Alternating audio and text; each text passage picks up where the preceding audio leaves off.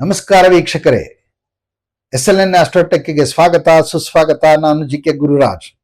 ಇಂದಿನ ಸರಣಿಯಲ್ಲಿ ಚಿತ್ತ, ಸ್ವಾತಿ, ವಿಶಾಖ ನಕ್ಷತ್ರಗಳ ಬಗ್ಗೆ ಸರಣಿಯ ಬಗ್ಗೆ ತಿಳಿಸಿದ್ದೆ.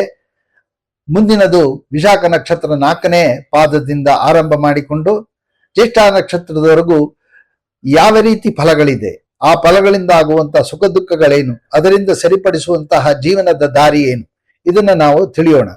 ಯಾಕೆ ಈ ನಕ್ಷತ್ರದ ಬಗ್ಗೆನೇ ನಾನು ಹೇಳ್ತಾ ಇದ್ದೀನಿ ಅಂದ್ರೆ, ರವಿ ಯಾವ ನಕ್ಷತ್ರದಲ್ಲಿದ್ದಾನೆ ಆ ನಕ್ಷತ್ರಕ್ಕೆ ಬಹಳ ಪ್ರಾಮುಖ್ಯತೆ.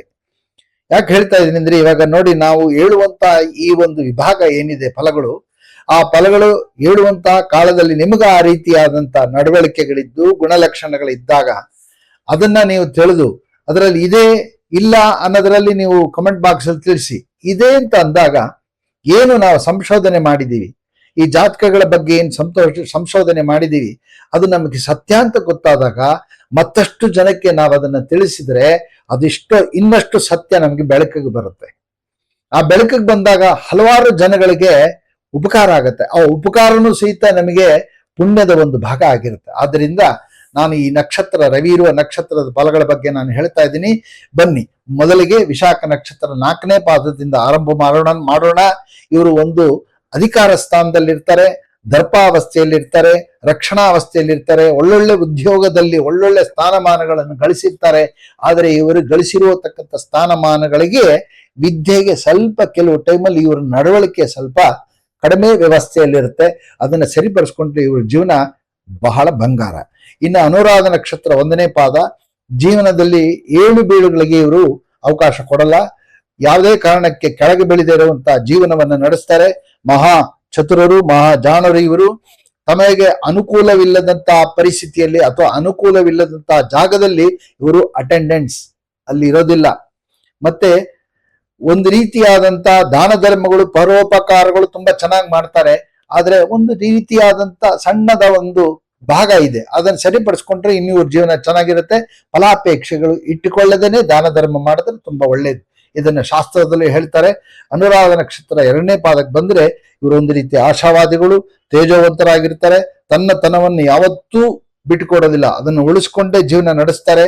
ತಮ್ಮ ದೇಹದಲ್ಲಿರುವ ನಡುಭಾಗದಲ್ಲಿ ಸ್ವಲ್ಪ ದಪ್ಪಾಗಿರುವಂತಹ ಪರಿಸ್ಥಿತಿ ಇದ್ದೀತು, ಸರಿಪಡಿಸ್ಕೊಂಡ್ರೆ ನಿಮ್ಮ ಆರೋಗ್ಯ ಇನ್ನು ತುಂಬಾ ಚೆನ್ನಾಗಿರುತ್ತೆ. ಕೆಲವು ಸಮಯದಲ್ಲಿ ನಿಮ್ಮ ಜೀವನ ಸಂಪತ್ತು ಬೇಗ ವೃದ್ಧಿ ಆಗತ್ತೆ, ಅಷ್ಟೇ ಬೇಗ ತಣ್ಣಗಾಗತ್ತೆ. ಆ ತಣ್ಣಗಾಗುವಂತಹ ವಾತಾವರಣ ಯಾಕೆ ಅನ್ನೋದನ್ನ ನಿಮ್ಮ ಜೀವನದ ನಡವಳಿಕೆಯಲ್ಲಿ ನೋಡ್ಕೊಳ್ಳಿ.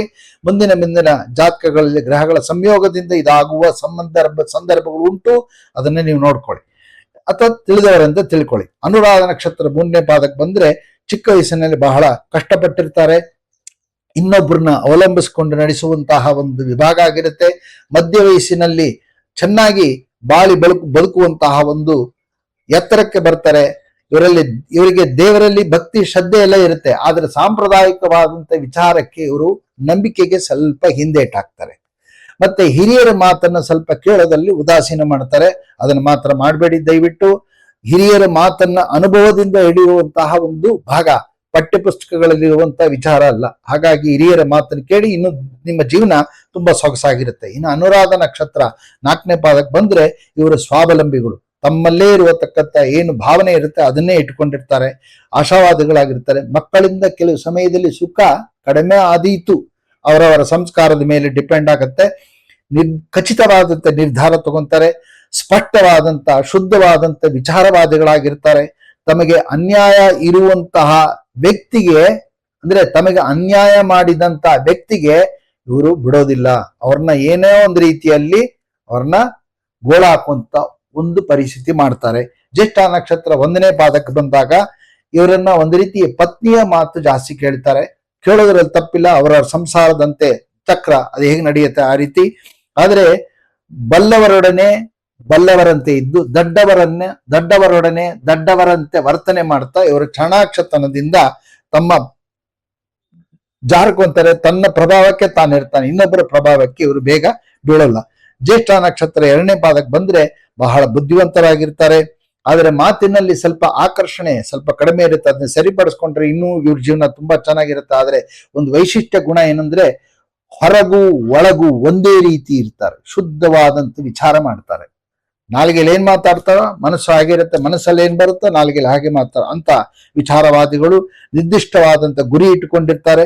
ಕಾರ್ಯ ಸಾಧನೆಯಲ್ಲಿ ಬಹಳ ಚೆನ್ನಾಗಿ ಪ್ರಗತಿಯನ್ನು ಹೊಂದಿ ಸರಿ ಸಮಾನವಾದಂತ ಸ್ಥಾನಮಾನಕ್ಕೆ ಬರ್ತಾರೆ.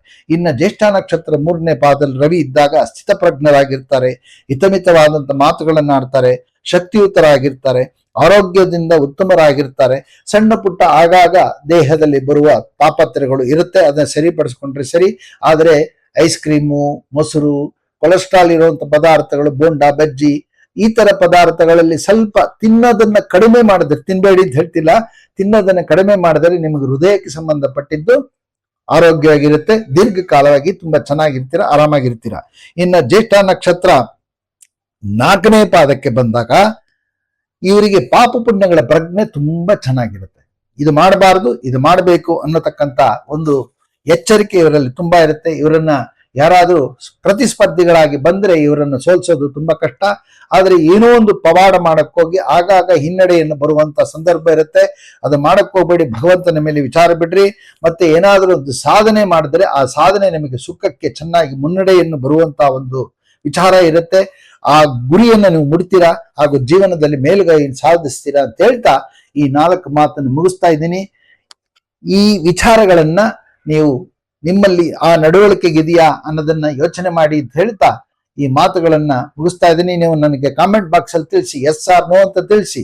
4-6 ಜನಕ್ಕೆ ಅದು ಉಪಕಾರ ಆಗುತ್ತೆ ಮತ್ತು ಉಪಯೋಗ ಆಗುತ್ತೆ, ಅದರಿಂದ ಒಂದು ಪುಣ್ಯ ಸಂಪಾದನೆ ಆಗುತ್ತೆ ಅಂತ ಹೇಳ್ತಾ, ಇಷ್ಟ ಆದರೆ ಲೈಕ್ ಮಾಡಿ, ಶೇರ್ ಮಾಡಿ, ಸಬ್ಸ್ಕ್ರೈಬ್ ಮಾಡಿ, ಕಮೆಂಟ್ ಬಾಕ್ಸ್ ಅಲ್ಲಿ ತಿಳಿಸಿ ಅಂತ ಹೇಳ್ತಾ ಈ ಮಾತನ್ನು ಮುಗಿಸ್ತಾ ಇದ್ದೀನಿ. ಧನ್ಯವಾದಗಳು.